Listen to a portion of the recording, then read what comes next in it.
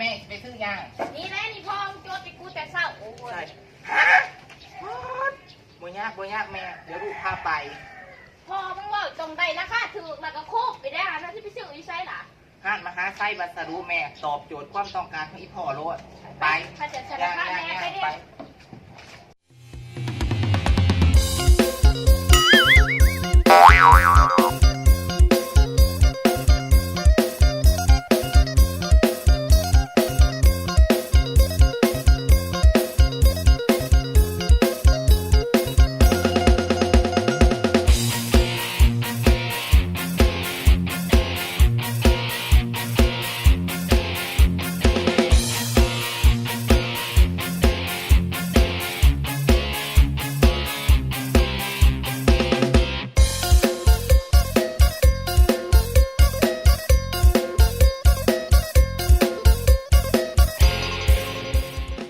สบายดีท่านลูกค้าหันมาไส้สาขาอัตตปือยินดีตอนรับ